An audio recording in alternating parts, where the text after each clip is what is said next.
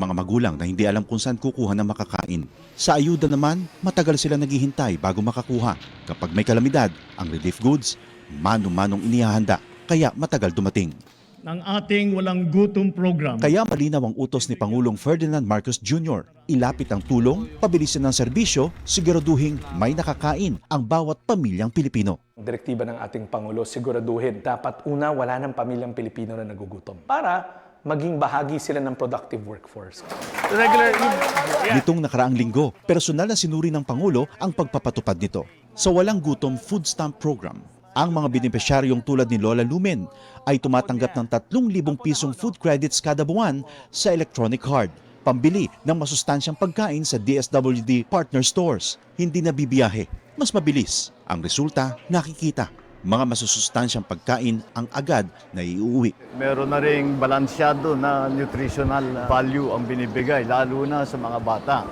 Sa 4Ps o Pantawid Pamilyang Pilipino program, pinadali na rin ang pagkuha ng ayuda. Kung dati oras ang ginugugol sa biyahe, ngayon nasa cellphone na. Mas diretso, mas sigurado. These are the underserved areas. Walang branch ng bangko. Lahat ginagawa natin para maging madali para sa kanila, makuha nila yung mga cash benefit nila. Sa oras naman ng sakuna, mas mabilis na rin ang responde dahil sa mas maayos sa paghahanda at mass production ng relief goods. Kung dati ilang araw ang hinihintay, ngayon sa loob na lang ng ilang oras na ipadadala na ang tulong. Ito ang malinaw na resulta. Mas mabilis sa serbisyo, mas malapit sa tao, at mas nararamdaman sa araw-araw. Sa buong bansa, tuloy-tuloy ang trabaho. Isa-isang inaayos sa mga bagay na magpapagaan sa buhay ng mga Pilipino dahil walang Pilipino ang dapat magutom, mapabayaan, walang maiiwan.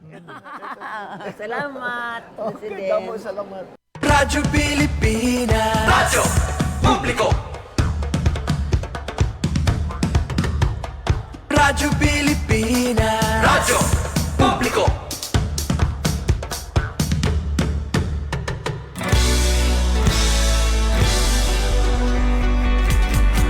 Mahalagang mga balita, napapanahong impormasyon.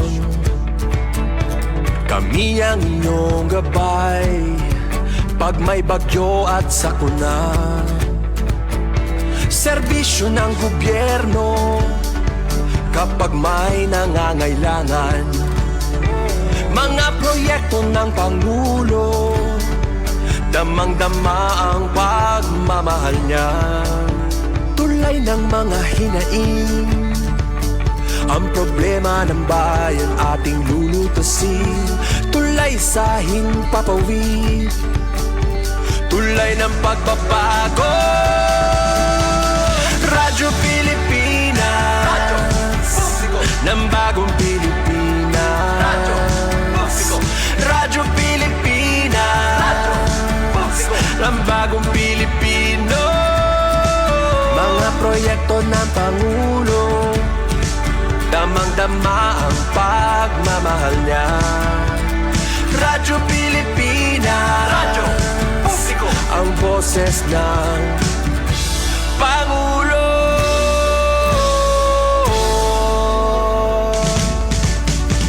Karamay niyo kami, kahit malayo man kami nakakarating. OFW magsasaka, buhay ay iba't iba, san mang lugar ng bansa natin. Tulay ng mga hinaing, ang problema ng bayan ating lulutasin. Tulay sa himpapawid, tulay ng pagbabago. Radyo Pilipinas, Radyo Publiko, ng bagong Pilipinas. Radyo Publiko, Radyo Pilipinas, Radyo Publiko, ng bagong Pilipino. Mga proyekto ng Pangulo, damang-dama ang pagmamahal niya.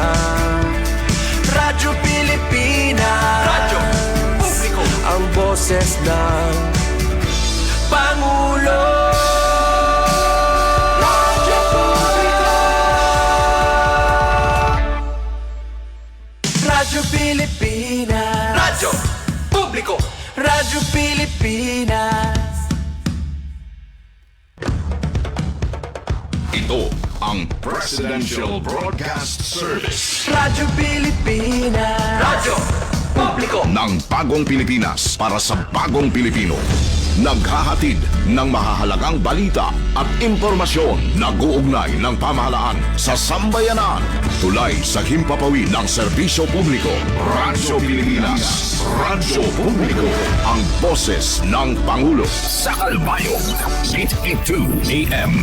Radyo Pilipinas. Radyo Publiko. Maayong buntag. Maupay nga aga. Good morning, Eastern Visaya. Good morning, Eastern Visaya. Oras kasanggayan alas 8:02 na.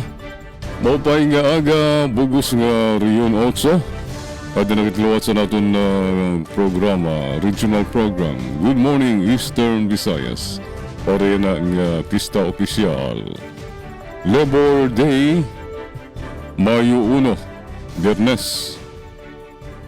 Kapod ko sa control si Reyes. Ako naman yung sulugon sa kahinan, Jean Nabilon. Makakaupod niyo como host. Sining Friday editions and Good Morning EV. Din makakaupod ta ang sa sugod Southern Leyte. Si Matso Guapito Ruel Bugnos ngan sa DYES Radio Pilipinas Borangan akong bugto sa PBS. Yes, good morning sa imo. Kaupod Daisy, parang doktora. Parang medical doctor si Kaupod Daisy. Nga nasa PIA, Philippine Information Agency. Waray pa, wala pang nagpaparamdam. Nga na sa DYDC FM, magkukontribute lang yan sa ira mga balita ang DYDC FM sa Vizca, Baybay City, Leyte. So, unahon ta ang kamutangan yan sa Borongan City. Yes, Kaupod Daisy, good morning. Ikaw na.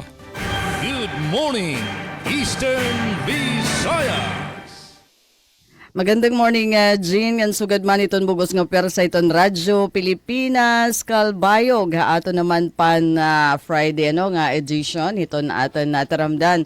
Good morning, Eastern Visayas. Ika-124 nga pagsalinurog iton Labor Day. So, ato nila mga kasangkayan, kadakan ito naton mga igkasi government workers. Weekend na iton ira feeling yan nga adlaw dara kay waray pasok. An iba nga ni nagtikang naton labadami sigurado nga dahiton kaodto in kuan magmamara iton mga linabhan kay dara hitay na pala katimprano didiha amon na kasamang Jean mapaso na ito na amon didi panahon. Aabaton na ito na dagaang hasugad katimprano bisan kun may ada mga pagdampog didihito na kalangitan in abat na namon iton init iton kapaso naman iton summer so maupay nala kay diri manggudamo iton magawas yan na para hina mga pagtrabaho dara kay waray man na pasok but para hato naman na mga may ada mga aktibidad outdoor likyan iton na direkta nga kasiraki hiton adlaw tikang hit alas 10 iton na aga nga diton ka alas 3 hakulop nga na yun na stay hydrated para masiguro nga safe kita habot nga hiton padayon nga mapaso nga panahon. So ang aran hiton amon station manager Ate Rusta Rivera Abunda. Kompletos Ricados lagi hapon kami dito ni istasyon. Ay pera ngayon ito na admin. Itong mga taga-admin waray man pasok. So mamingaw sa totoo lang dito namon hinmumutangan hiton Capitol area kasi waray mga nagtipakadi nga direksyon hin pagsakay na nga aga para ha mga opisina. Dara kay pista opisyal. No? So magandang morning gihapon ka na Ruel Bugnos, ito na Radyo Pilipinas. So good, kumusta gihapon ka mo dito naman ha Southern Leyte. Siguro haros paro paprihas gihapon na ito na ato naman na panahon. nga na hadugang naman nga impormasyon ano para hito na aton mga tigpamatian na hito na aton na programa bahin naman hiton pagtaga kuryente. Oray sked nga power interruption para yan ang adlaw pero buwas kinahanglan na ba kailangan namon hin na mga di battery nga electric fan 6 to 6 nga power interruption para hiton mga lugar nga sakop hiton Borongan substation buwas kaya ha May 2 Sabado iton mapaparungan hindusi oras di kang iton alas 6 aga nga diton ka alas 6 sa club amo iton mga member consumer owners di kang dididapit ha San Julian nga diha syudad diton Borongan nga to may dulong Balangkayan ngan Liurente aton gin si serbisyohan iton Borongan substation dara kay may ada bubuhatan nga major activity iton Eastern Samar Electric Cooperative buwas siyahan testing hiton power transformer ngan substation protection equipment hotspot correction ngan cleaning of substation equipment so sigurado nga mapupuno ito naman Baybay Boulevard buwas nga adlaw hiton mga boronganan nga magpapahangin na pag iskapo hiton mapaso nga panahon kay didit an amon Baybay Boulevard in kuan damo iton puno dida so bisan kun mapaso masira kiton adlaw ada kala hiton ilarom hiton puno mahangin didiha Baybay Boulevard hiton syudad hiton Borongan. Samtang sitwasyon gihapon naman na pagtaga tubig, so far waray abiso for service interruption. Iton na Borongan na Water District, dedihiton na syudad. Hapag taga Pasi Orden naman, so far, nagpapabilin nga mahimyang iton sitwasyon. Naglabay nga 24 oras, nga niya na ito na amon mga kapulisan, amoy naka-full alert, nga naka-deploy na, hairatag sa tagsa nga mga assignment area, deployment area, kasumpay naman inihiton pagsiguro, nga magiging na mahimyang iton na pagtigaman hiton Labor Day yan ang adlaw and so far hapag pakianahan aton mga opisyal ha Eastern Samar Police waray naman na monitor nga mga organisasyon grupo nga magdudumarahin rally kadungan hiton na selebrasyon o pagtigaman hiton Labor Day iyan na nga adlaw. Ngan bueno, headlines naman iton mga balita. Nahikay hiton Radyo Pilipinas Borongan para yan na nga adlaw, Mayo 1. Siyahan, sobra 200 nga trabaho abriha Provincial Job Fair, Hanpeso Eastern Samar. Serbisyo han Land Transportation Office sa Eastern Samar mas pakikisgun. Congressman Shin Gonzales nakipagpulong ang mga opisyal has Central Office. Samtang Revenue District number 86 Eastern Samar ginpakisug aton paggiya habag nga taxpayers para hinhapsay nga serbisyo.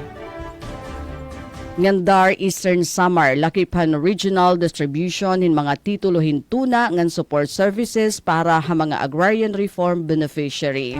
So kasamang Jean Ruel amo ini aton headlines ang mga balita tikang naman didiha Radyo Pilipinas Borongan ngan adton ditali amo nigpapahamtang has second half aton taramdan. Good morning, Eastern Visayas. Salamat kaupod Daisy, DYES Radio Pilipinas sa Borongan City. Ato naman kita sa Sugod, Southern Leyte. Yes, katrabaho Roel Bugnos na DYSL Sugod. Good morning, ikaw na. Good morning, Eastern Visayas. Yes, SM Jean, maupay nga aga ti Daisy. Good morning usab. Good morning sa atong mga kaubanan no, diha usab sa across sa atong mga sister stations. Good morning. Good morning gikan diri sa lungsod sa Sugod, Southern Leyte. So far ang atong panahon diri karon medyo sukat pa kagahapon no, medyo either moinit or naagya po yung mga ginatawag nga mga localized nga mga thunderstorms no, dali-dali nga pag-uwan. Nga ni kagahapon sa atong biyahe paingon sa Tacloban City kay aron nga mosaksita sa katong launching sa programa sa atong presidente kining bawat bayan mahalaga. Grabe ang uwan, no? And ato na lang po ipasalamat kay sa pagpahigayon sa maong programa. Medyo though dag-umang panahon, pero awa na lang pod mo resulta sa pag-uwan. Kaya ngali, as mentioned kagahapon, no? Dito po ang atong mga respective mga provincial o local officials sa pagdawat na nining kantidad nga 200,000 pesos sa matag barangay and para kini sa programa no sa atong presidente. Kay lagi ang atong presidente nag-ingon po kagahapon nga nabati po niya no ang panginahanglan og suporta gyud sa atong mga kabarangayan. So ang atong mga provincial officials kagahapon along sa atong mga liga presidents nindawat no sa kining assistance coming from the president nga ni kagahapon atong kita dito si Governor Sherry Antanda sa Samar, si Governor Ivardone pod from Eastern Samar, no? So and the other local officials and diri pod sa Southern Leyte, though wala nga atong provincial governor, girepresentahan pod sa atong provincial board member ang si Sir Jason Calva, kauban na pod ang atong kining ex-officio member sa Sangguniang Panlalawigan, ang atong provincial nga ABC president kasi Danilo so mauna siya kay 200,000 pesos again gi-mention pud sa tong presidente lagi half sa katong 200,000 pesos no the 100,000 pesos tagana alang sa tong mga scholars and ang katunga po niya na is ipatuman pod sa kining proyekto alang sa kining atong mga tagsa-tagsa ka mga Kinanglan na magtangkod ko datong mga barangay captains. Kaupod Ruel, kay tingali naman itong mga barangay captains. Ang piliun lang nga presidential scholars, iya umangkon, iya pariente, an bugto, an umangkon sa niya misis. Kinanglan piliun, kay siring pa ni diri mamili, diri tungod kay nagkiwa sa barangay election, tungod kay kapartido, magiging presidential scholar, diri, ang siring sa naton presidente, ang tugon sa iyo, kinanglan itong paggagraduar na, o third year college na, o fourth year college, nga masiguro nga makakagraduar siya. Kay umamay ka naman na 20,000 pesos, kasamang Ruel an igahatag kada usa nga presidential scholar 20,000 kada tuig ngan maging successful nga nini ngan maging tangkuron sa mga barangay captains nga mga gipopobreho anak sa pobre an presidential scholar dudugngan pa ini niya sa sunod nga tuig sangit tangkuran niyo mga barangay captains. Isumbong niyo sa amon kung may pinili ang barangay kapitan presidential scholar. Yes, so hopefully sakto dyan na Sir Gino dapat po ng kanang pinili ba and hopefully ang i-prioritize katong yung mga labing nanginahanglan no atong mga poor but deserving students nga medyo naikakuwang lagi sa panalapi mo na yun tayo dapat i-priority and mo lagi sakto dyan po na Sir Gino kanibang ang success po nini nga maong programa depende dyan na sa itong mga local officials so mo na nga hopefully sakto nga mapatuman kini nga maong scholarship no aron nga after nini nga batch mas daghan pa nga mga estudyante possibly pwede pa na siya nga dugangan pa ang kini nga mga scholars unya depende na pud no sa panudlanan sa atong nasudnon nga kagamhanan. Okay, so impormasyon pa po dahil kagahapon, kay lagi ang atong mga buhatan sa gobyerno no kay na naman sila sa 4-day work week ang atong provincial government pod padayon sa ilang wellness campaign no kay supposedly prior sa kining shortening sa work week Friday man ni siya pero karon kay medyo 4-day work week naman ta no so kagahapon nag-zumba na ay mga games no aron nga pag-promote sa kining healthy lifestyle pod sa ato nga mga kawani sa probinsya.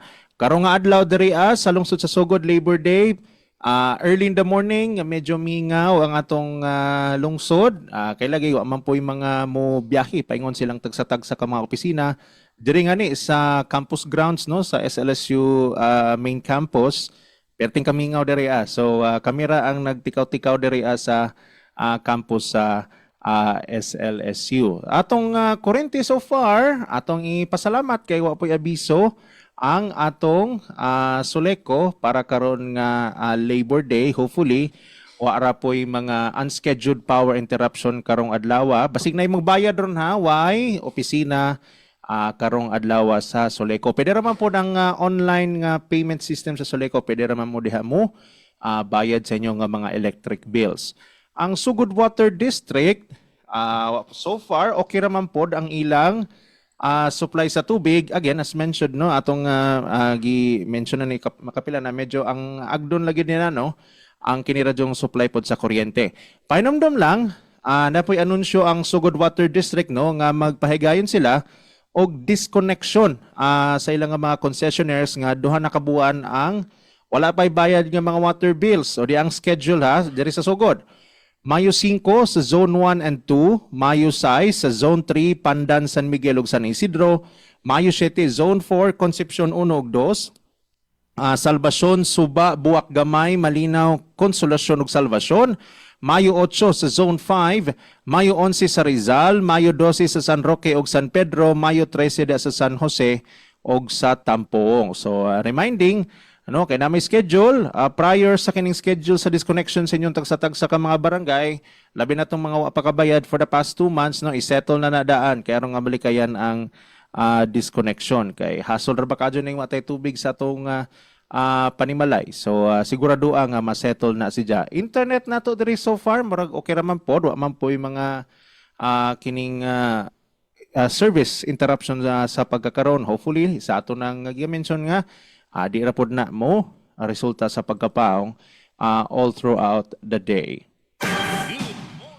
Atong oras, alas 8:18 na sa Kabuntagon. Okay, ato day, grito good morning pod ang atong mga tigpaminaw online. Uy, wato natin mag-greet ganihang bunta. Good morning da ni Ma'am Perla Salar from Barangay San Pedro sa Sugod. Good morning. Ni Ma'am Denden Abihar all the way from Canada. Good morning. Kaya po'y pabati dahil si Ma'am Perla, pabati ko no ng pag-ibig nila ni Sis Elit Mato, Brod Lencho Mato ug Brad Mark Mato.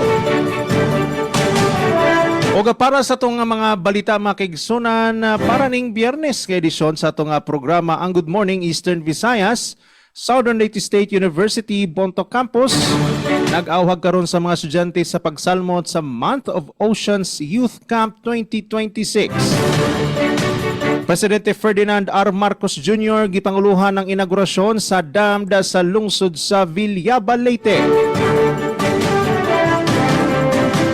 Samtang sa laing pang impormasyon mga kaigsunan, bawat bayan mahalaga gilusad sa Eastern Visayas.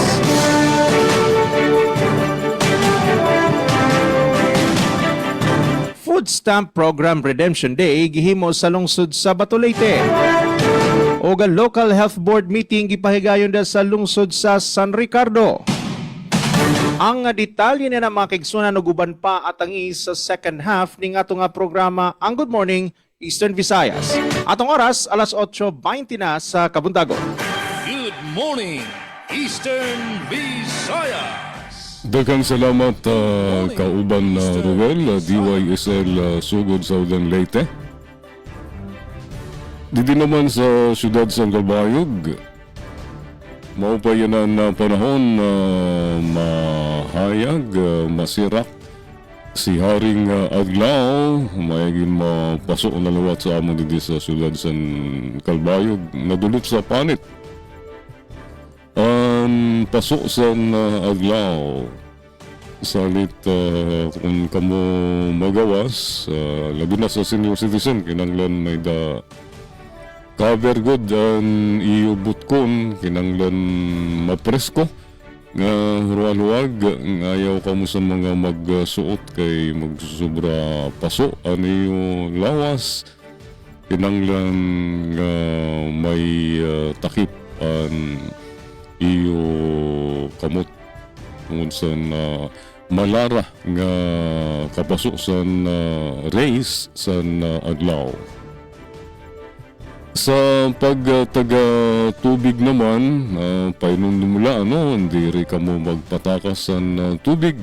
Siguraduhan niyo nga niyo mga gripo, iyo permi ma-check, tingali nahigara ka mo sin ginpabaluyal niyo ang turo para sa iyo pinsar nga maka-minus-minus, di rito na maka-minus ka mo sa iyo metro, kinanglan siguro doon niyo nga diri maawas ang turo sa niyo mga gripo. Pero lain sa itong mga damo nga mga kabablayan nga da sa tagas nga mga lugar nga diri gud na kasagkaan daloy sa tubig sa gripo. Kaya yan na nga diri agsob ang pag-uran panahon sa tag-uraw, nagtitika minus ang nagtitika iban ang aton tubig sa water source. Dida sa FB page sa Calbayog Water Company, adi ang water sources status update as of April 30, 2026. Source 1, ang Pasungon Creek water level naghamubo 210.20 meters. Sanglit tayo kang pagpakarasa-rasa, pagpatakas ng tubig. Pag salud ka mo ng pagtirok tubig, kinanglan andam ka mo sining panahon sa taghuraw. No overflow observed sa Pasungon Creek. Average flow rate sa 2.14 MLD. And source 2, ang ikukuha natin sa law ng tubig sa Calbayog Water Company, Panas Falls. Water level naghamubo 125.50 meters. Waray overflow, kundi ang BPC nagbababilin nga overflow condition. Average flow rate 1.75 MLD. On source 3, ang Hamunini River, water level naghamubo ngadto sa 7.0 cm. Average flow rate 12.27 MLD. Status limitado nga water supply, apektado nga mga lugar, bugos nga service area sa Calbayog Water. Saya na nga tanan nga 3 water sources ang nakaka-eksperyensya sa pag-iban sa water levels nga naghamubo ang flow rates kumpara sa naglabay nga mga bulan. Ang kawaras ng overflow dito sa Pasungon ng Panas sources nagpapakita ng limitado nga raw water availability. Sanglit maabot gud do ang mga adlaw din sa aton sa Calbayog nga magguguti ay nala, sasalod kita sa maiha tungod kay maabot ang adlaw, yan nga summer. Yan nga taghuraw nga haros kulang na gud maluya ang awas ng mga gripo sanglit pag salud gud kamo. Sa pagdaga kuryente naman ng mga kasanggayan sa pagkayana, dili sa FB page sa Melco 1, kakulop lining scheduled power advisory kakulop sa tuno sa kadlaw Abril 30, Huwebes. Dito sa waray kuryente sa City of Abaliero, PD Extension, Barangay Rizal 1, Barangay Kagbuburak sa tuno Abril 30. Pero yan na, waray na didi scheduled power interruption sa Melco 1, so dori-doritso ang serbisyo sa tubig. Sa pagdagapi sa order naman, naging mahimyang ang sudad sa Calbayog sa naglabay nga 24 oras. Para sa ito na mga kaganak, nga karuyag man in town, nakikita nira nga mahilig sa pagkanta nira mga kabataan. Ang City Arts and Culture Office may Liaw Aram 2026 voice lessons para sa mga naedad sa ngadto 13 anyos. Yan na nga tanan nga islats ang puno na. Salamat sa ton iyo suporta. Stay tuned para sa masunod nga batch. You won't wait to miss it. Liaw Aram Voice Lessons, 6 to 13 years old. Puno na ngayon, di rin na para ikatuna lang niyo sa pag-gitarra, Liaw Aram. Para ini sa naedad sa nga to 13 anyos. Enroll na yun sa guitar. Got a Cade, may na baka mo mga bata nga mahilig sinayaw-sayaw, labi na kung nag-selfie, sisinayaw. Pa-enroll niyo sa Liaw Aram Dance Basic para sa naedad sa 6 to 8 anyos. I-enroll na sa Kako. Dance Basic. Yan para sa mga dago na nga kabataan. Dance Advance 9 to 13 years old. Ipa-enroll na niyo yun na. Mahilig ba sa pag-take picture? Ano yung mga kabataan? Gamit na cellphone. Ipa-enroll niya at luwat niyo sa photography. Open ini nga photography class sa naedad 6 naedad 9 anyos nga to 16 anyos. A fun way for them to learn the basics, get creative, and see the world through their own lens. No fancy camera needed to start. Magtitigang photography lessons sa Mayo 4. Ang klase Lunes nga to Sabado. Recital showcase sa Mayo 16. Saglit, magiging proud ka mo. Makikita niyo sa stage ang iyo anak nga maupay dati na sa photography. Dati na magsayaw nga kaupay kumanta sa pa-enroll niyo sa Liaw Aram sa City Arts and Culture Office. Alright, mawadto nato na pahibaro natigan sa City Arts and Culture Office. Nga sa mga headlines naman nga i-share niyan sa second half sa Good Morning Eastern Visayas. 777 nga mga household beneficiaries nakatagamtam sa Hatag Lamrag program ni Samar 1st District Congressman Jimboy Tan.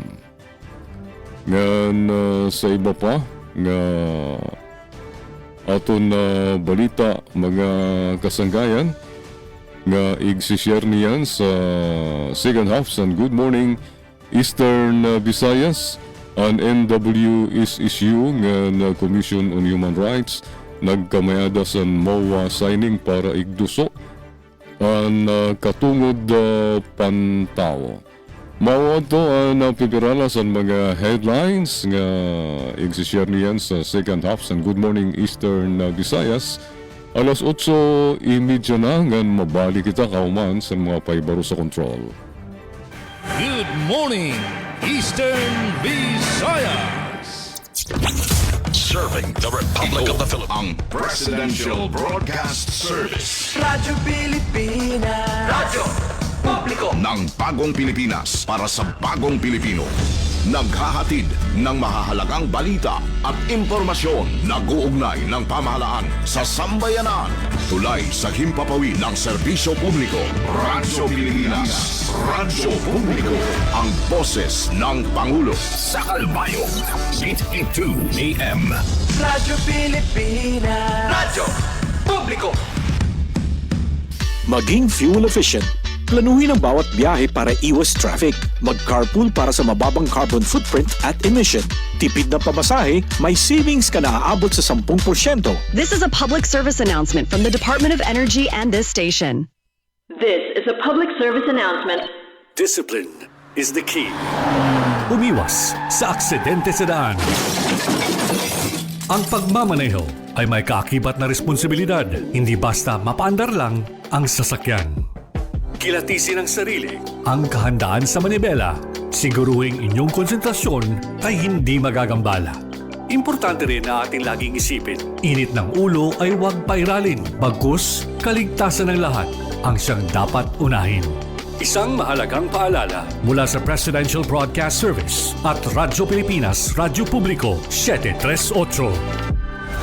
This is a public service announcement. Public service announcement from PBS, Presidential Broadcast Service at Radyo Pilipinas, Radyo Publiko 738. Ginugunita ngayong taon ang ika-50 anibersaryo ng paglagda sa Treaty of Amity and Cooperation in Southeast Asia o TAC. Halos 9 na taon matapos ang pagkakatatag ng ASEAN, nilagdaan ng 5 bansang orihinal na kasapi nito ang dokumentong magsisilbing pundasyon ng diplomasya at matatag na ugnayan ng mga bansa sa Southeast Asia. Naganap ito sa Bali, Indonesia noong ika-24 ng Pebrero 1976. Binago ng TAC ang ASEAN tungo sa pagiging organisasyong may malinaw na alituntuning nakasentro sa mga prinsipyo ng paggalang sa soberanya, hindi panghihimasok sa panloob na usapin ng bawat kasaping bansa at mapayapang pagresolba ng anumang tensyon. Sa ngayon, lumago na sa 58 high contracting parties mula sa 5 kontinente ang lumagda na sa TAC. Patunay ito sa mahalagang gampanin ng ASEAN sa diplomasya ng Asya at ng mas malawak na international community. Bilang bahagi ng ASEAN 2026 Chairship ng Pilipinas, inilunsad ang isang logo bilang paggunita sa 50th anniversary ng TAC na hango sa pambansang bulaklak natin na Sampaguita. Sumisimbolo ito sa pagkakaibigan at pagtitiwala ng mga bansa na pinanday ng naturang kasunduan. Ang ika-50 anibersaryo ng TAC ay patunay ng nagpapatuloy na matatag na ugnayan at pagsusulong ng kapayapaan sa Southeast Asia tungo sa pag-unlad ng bawat bansa sa rehiyon. Maupay nga aga. Good morning, Eastern Visayas. Good morning, Eastern Visayas.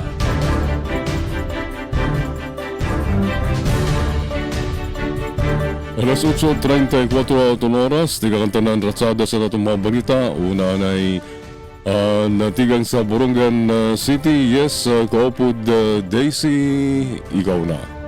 Good morning, Eastern Visayas.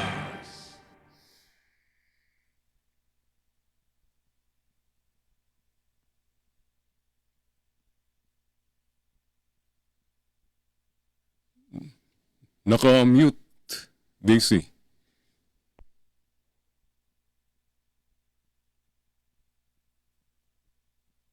Okay na. Okay, otro magandang morning, Jean, ang sugad man Ruel, ano nga naadi na adton na ditalihan balita na hikayhan Radyo Pilipinas Borongan para hinangadlaw Mayo 1, 2026, ika-124 nga pagtigaman hiton Labor Day. So siyahan ang mga balita, sobra 200 nga trabaho abri ha Provincial Job Fair han Peso Eastern Samar. Aadi ang ditalihan report tikang na Pinilope Pumida. Radyo Pilipinas Report. Sobra 230 nga job vacancy sa nigo-offer ha post-Labor Day Job Fair nga pagbubuhaton han gobyerno probinsyal han Eastern Samar ha pangunguna ni Governor Ralph Vincent Ivardoni ha Mayo 4 ha Provincial Capital Gym ha Borongan City. Ha pakighimang raw han Radyo Pilipinas iginhayag ni Mr. Brian Arago, Public Employment Service Office Peso Manager, gindalauman ang partisipasyon hindi 17 tub 20 nga lokal nga kompanya usa nga National Recruitment Agency policy gan may daliwat overseas employment sugadhan oportunidad para ha domestic helpers sa Hong Kong. Base a listahan han mga partisipante, upod ha mag-o-offer hin trabaho, amuan Land Bank of the Philippines, Card Bank Incorporated, Pops Enterprises, Zanlin Marketing, Nature Spring, ERTC CD Holdings Incorporated, Jollibee Borongan Sanford Marketing Corporation, 578 Resources Incorporated, JNF Department Store Corporation, Watson's Mercury Drug, Toyota Calbayog Hinatuan Mining Corporation, ngan Techeron Resources Incorporated. Upod ha mga trabaho nga abilable amuan customer associate, account officer, driver, warehouse staff, salesman, service crew, cashier, clerk, pharmacist, heavy equipment operator, ngan iba pa tikang hayba-iba nga industriya, sugadhan banking, retail, fast food, pharmaceutical, automotive, ngan mining. May dalawat one-stop shop din igpapakitahan magkalain-lain nga ahensyan gobyerno an ira mga serbisyo base mas mapadali an prosesohan pag-apply. Nangingimbitaran peso hangatanan nga estihanon nga magpahimulo sini nga oportunidad base makaturoy hin trabaho na sabi nga job fair. Hiton May 4 Capitol Gym para isa itong pinakadakot natin ng pagbubuhatan nga job fair. So, para habagong Pilipinas, inihi Penelope Pumida, Radyo Pilipinas, Radyo Publiko, Borongan. Damo nga salamat ang report, Ati Pen Pumida. Good morning, Eastern Visayas. Para sa unang balita usab, gikan diri sa Radyo Pilipinas Sugod, Presidente Ferdinand R. Marcos Jr. Gipangunahan ang inaugurasyon sa dam sa lungsod sa Villaba, Leyte. Aniya si Jevek Epis para sa report. Radyo Pilipinas Report. Gibisita ni President Ferdinand R. Marcos Jr. ang 1 billion pesos nga Hibulangan Small Reservoir Irrigation Project (SRIP) sa barangay Hibulangan, Villaba, Leyte, isip kumahin sa padayon nga paningkamot sa gobyerno sa pagpaligon sa sektor sa agrikultura. Personal nga nanguna ang presidente sa naasoy nga kalihukan uban sa mga opisyal sa National Irrigation Administration kun NIA o mga lokal nga leader, din iyang gipasiugda ang importansya sa modernisasyon sa sistema sa patubig aron mapataas ang produksyon sa pagkaon sa nasod. Sa iyang mensahe, gihatagan o gibugaton ni President Marcos Jr. ang panginahanglan sa padayon nga pamuhunan sa mga proyektong pang-irigasyon aron masiguro ang igo ug kasaligan nga supply sa tubig alang sa mga umahan, ilabi na sa atubangan sa mga hagit nga dala sa bag-o nga klima or climate change.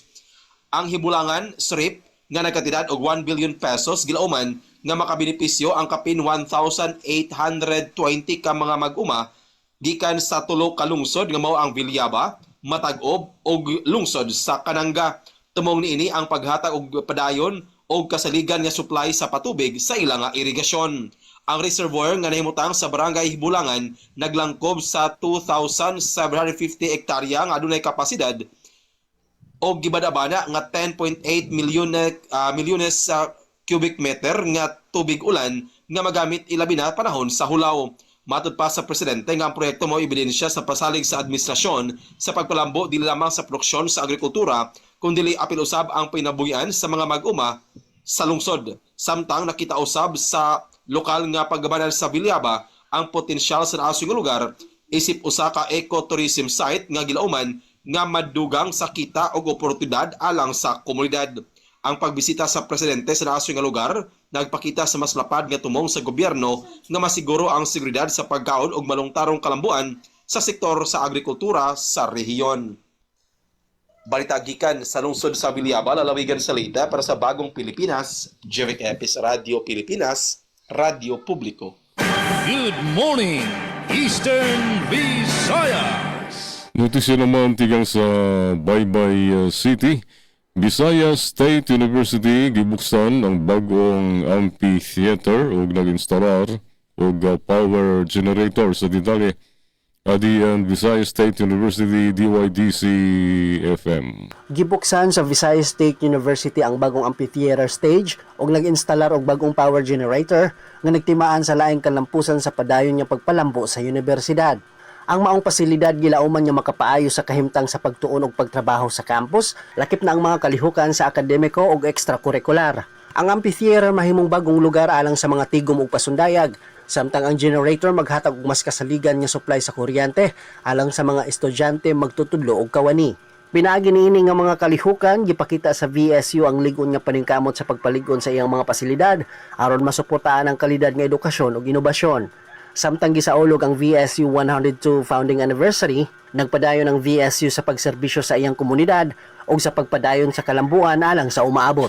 Gikan sa VSU DCFM, Glody Kayunda. Good morning, Eastern Visayas. Salamat, Glody, sa nimo report. NWSSU ng Commission on Human Rights naghisgot sa MOA renewal para sa pagparigon sa edukasyon sa katungod pantao sa detalye. Radian report ni Suset Pretencio. Radyo Pilipinas Report. Nagtirirok ang mga opisyal sa Northwest Samar State University o NWSSU kasankulo para paghisgutan ang pagbag-o sa Memorandum of Agreement o MOA kaupod ang Commission on Human Rights o CHR. Katuyuanan sa meeting nga parigunon anira partnership nga ng papel sa Center for Human Rights Education o CHRE agud mapauswag ang kultura san katungod pantawo sa universidad ngan sa masaluag nga komunidad. Ginpangunahan ang okasyon sa opening remarks ni University OIC President Dr. Hil Anchata samtang iginlaygay ni Information Officer Joseph Roel Obrino ang rason sa MOA renewal nga nanpadayon nga commitment sa human rights education. Pinaagi sa bag-o nga kasarabutan, ginlalauman nga mapaparigon pa ang CHRE sa Kalbayog, ngan mapapakusog ang faculty, staff ngan estudyante sa pagtutdo, research ngan extension activities, may kalabutan sa katungod pantawo. Para sa Bagong Pilipinas, Suzette Pretencio, Radyo Pilipinas, Radyo Publiko, Kalbayog. Salamat, Suset, sa nimo report. Good morning, Eastern Visayas.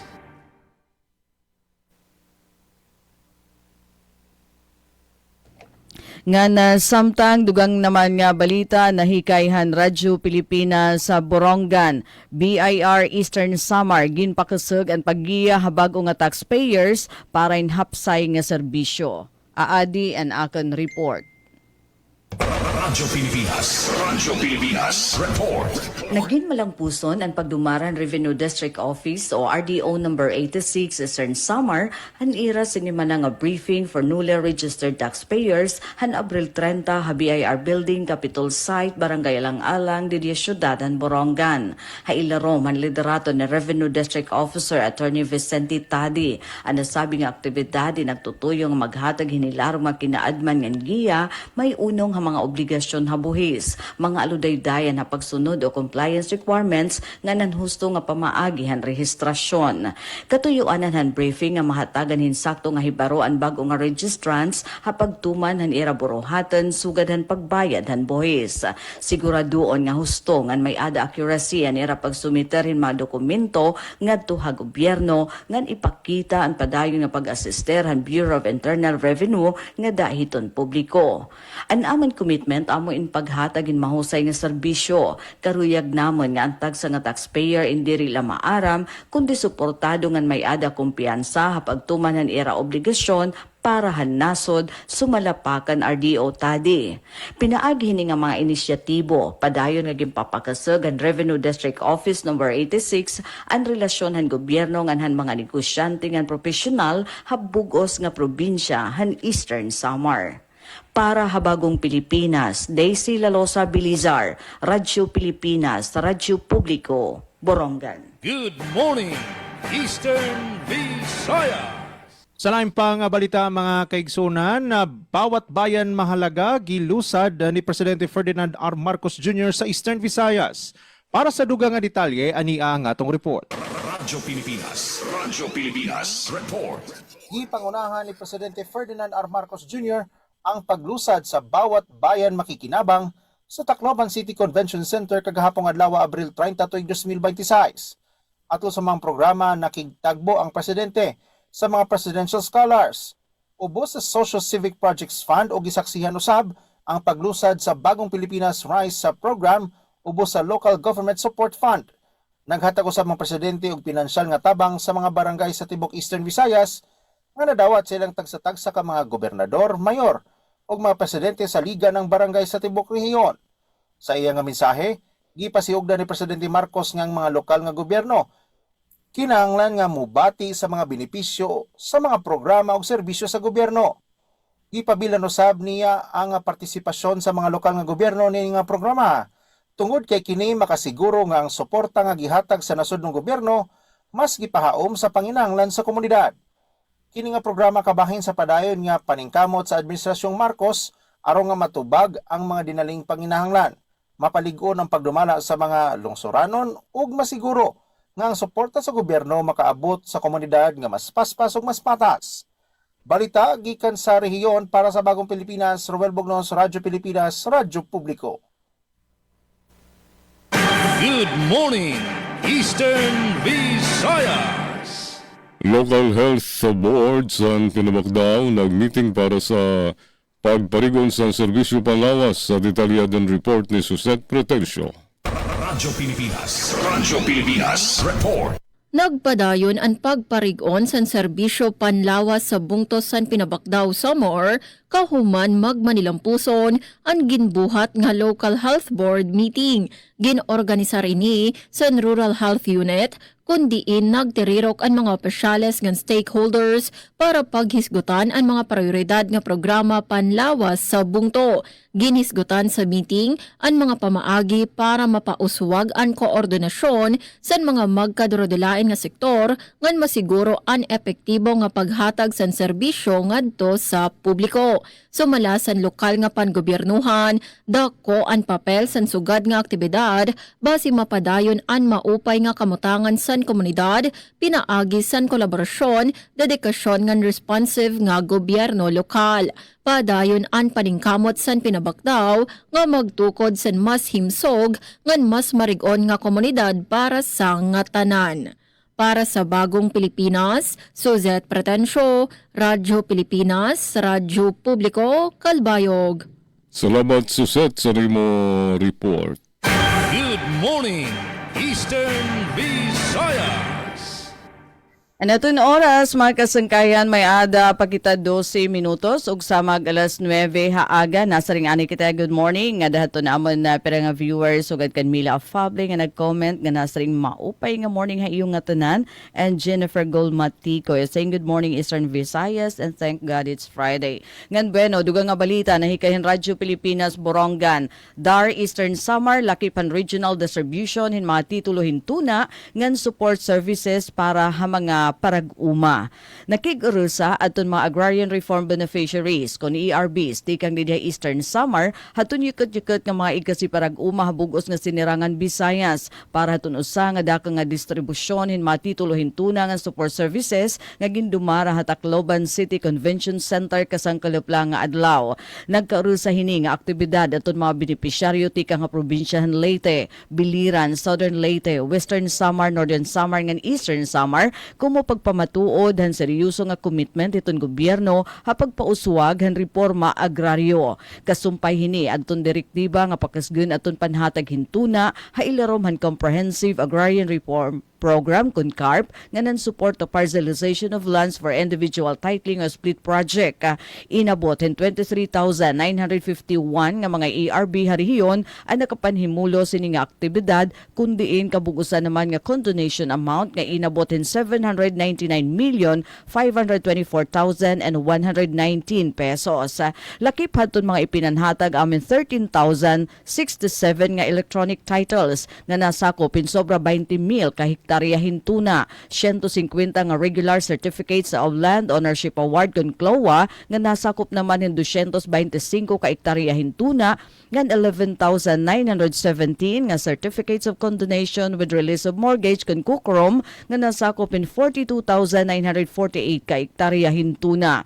Para sa probinsya ni Eastern Samar, inabutin 3,917 nga e-titles aton igindistribuer ha ilarom han split project nga nasakop naman hin 4,090 ka hektarya hintuna nga nakabenepisyo hin 1,818 nga mga agrarian reform beneficiary. Dugang pahini 151 nga ERB aton kinarawat hin Kukrom nga may ada kabugusan 2,600 square meters nga nagkakantidad naman inihin 703,000 pesos. Dunganhan distribusyon hintuna peraliwat nga pinili nga mga benepisyaryo in kinarawat hin mga makinarya ngan gamit pag-uma para mapaupay an ira operasyon hauma ngan mapahitaas an produksyon. Sa gihapon nga dako nga pitad ang matun formal nga pag-turnover hin mga farm to market road nga nagkakantidad hin 184 million pesos, hapira nga parte han Leyte, partikular na hapalo ngan San Miguel, ha Western Samar naman ha Kalbayog ngan Tarangnan, nga di naman ha Eastern Samar amo in FMR para ha oras, agud magin masayon ang pagbiyahe hadton mga produkto ha uma. Usa gihapon nga communal irrigation system nga nagkakantidad naman hin 10 million pesos, an igin turnover para hadton mga ERB ha ilaromhan mabagdok communal irrigation system para hin masigurado nga patubig. Labot la haton pagin usa nga seremonya. Ang nasabi nga aktibidad nagpapakitan padayon nga panlimbasog, handar para haton reformahan agraryo, agud maging tinuod ang suporta para haton mga komunidad han parag-uma. Pinaagi haton mas ginparigon nga pagtag-iya hintuna nga akses sa mga importante nga serbisyo ang mga agrarian reform beneficiary ang may mas kapasidad na hapagtuko din masigurado nga mainuswagan nga kabubuwasan para hanira tagsa nga pamilya. Para Habagong Pilipinas, Daisy Lalosa Bilizar, Radyo Pilipinas sa Radyo Publiko, Borongan. Good morning, Eastern Visayas. Sa lain pang balita, gikan diri sa Radyo Pilipinas Sogod Local Health Board meeting gipahigayon da sa lungsod sa San Ricardo.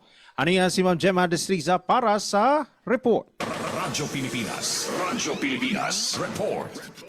Sa lungsod sa San Ricardo, ang Local Health Board nagtapok sa miaging adlaw uban sa pagpangulo ni Mayor Fem Sobrevilla o ingon man kang Dr. GM Vertudazo, Municipal Local Government Operations Officer Bon Bonita, Municipal Budget Officer Randy Eguda ug sa ubang mga miyembro sa board aron hisgutan ang mga prioridad alang sa ilang lungsod.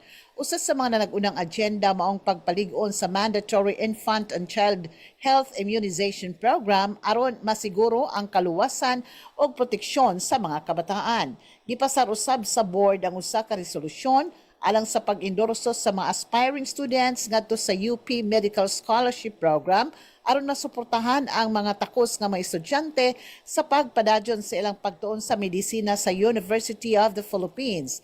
Gisgutan usab ang alokasyon sa budget alang sa mga programa sa panglawas ug scholarship aron na siguro ang padadyon nga epektibong implementasyon niini. Gisgutan usab ang ubang importante nga mga butang nga nagpalig-on sa pasalig sa lokal nga gobyerno ug maadyong serbisyo sa panglawas ug kalambuan sa mga kabatanunan. Balita gikan sa lungsod sa San Ricardo, Southern Leyte, para sa Bagong Pilipinas, Gemma Destriza, Radyo Pilipinas, Radyo Publiko. Atong oras sa Radyo Pilipinas, Radyo Publiko, alas 8:54 na sa Kabundagon. Good morning, Eastern Visayas. Hatag lamrag light home program pagatag suga sa tun diri pa naabot sa kuryente nga mga tayaw nga mga lugar din sa Primero Distrito, programa ni Congressman Jimboy Tan nagpapadayon. Matotal sin 777 nga mga household beneficiaries, BATS 6, sa natag lamrag light home program ni Congressman Jimboy Tan nagtirok ka sankulop nga lang dito sa Samalco 1 headquarters sa Barangay Carayman, Calbayog City. Ang ining event ang igin grace ang picture. Ining event ang naging grace ni Vice Governor Arnold Tan, Board Member Milay Ulahe, representatives tigan sa mga LGU, ang Bureau of Fire Protection, Congressman Extension Office ng DSWD, kaupod sa Samelco 1 Board of Directors, ng General Manager Attorney Edson G. Picson. Ining inisyatibo nagbabadayon para maghatag sin paglaom ng suga ngadto sa mga komunidad nga gihimo ng elektrisidad nga mas nakakabot, mas accessible para sa itong mga nanginginanglan. report taken sa FB page san Samelco 1. 5 minutos antes san alas 9. Good morning, Eastern Visayas. Samtang katapusan nga balita, tikang naman din Radyo Pilipinas, Borongan. Serbisyo Hanlan Transportation Office sa Eastern Samar, masa pakikasgun, Congressman Sheen Gonzales nakipagpulong ang mga opisyal han LTO Central Office. Agud masiguro an mas maupay ngan mas paspas nga serbisyo publiko, personal nga nakipagpulong hi Eastern Samar Lawn District Representative Christopher Sheen Gonzales, haytaas nga pamunuan han Land Transportation Office kon LTO Central Office, agud talakayon aton mga critical nga isyu, hapagpagawa sa driver's license ngan plate number sa probinsya han Eastern Samar. Hanasabi nga pagbisita nakipagpulong hi Congressman Sheen kan LTO Executive Director Attorney Martin Untog, usa ha mga prioridad nga ginistoryahan ang maton operasyon han pag-upala nga ginabrihan nga LTO District Office sa Bungtuhan, Dolores. Nasabtan nga kulang in software system ang nasabi nga opisina agud makapag-release in bag-o nga lisensya. Dayon naman nga nagmandoan magbabalaod hin madagmit nga koordinasyon agud ma-expedite o mapaspasan adton pag-install han nasabi nga sistema para ha mga aplikante han norte nga dapit han probinsya.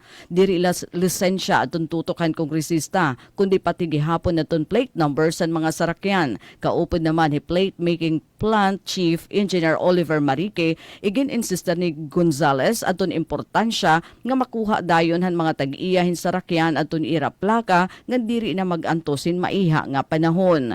Ini nga mga pitad indaka nga bahin hapanuyang kongresista nga iharani adton serbisyo ha publiko, magin madali aton pagkuha lisensya para mas damo ang magiging rehistrado nga disiplinado nga driver, ngan masiguro nga ang probinsya indiri na hibibilin ha mga teknolohiya ha transportasyon.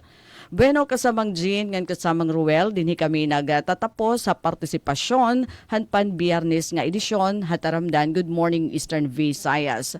Ngan hangaran hit amon Station Manager Ate Ruz Rivera Abunda, Admin Officer Kuya Razel Boboy Rubin, Chief Tech Joy Policarpio nga nakin naging ka-OPDD, hi Coach Eufem Bona Jr. Ini day sila lo sa Bilizar, nasa nga damang salamat, hanyo pakigusama upay nga aga, ngan Good Morning Eastern Visayas.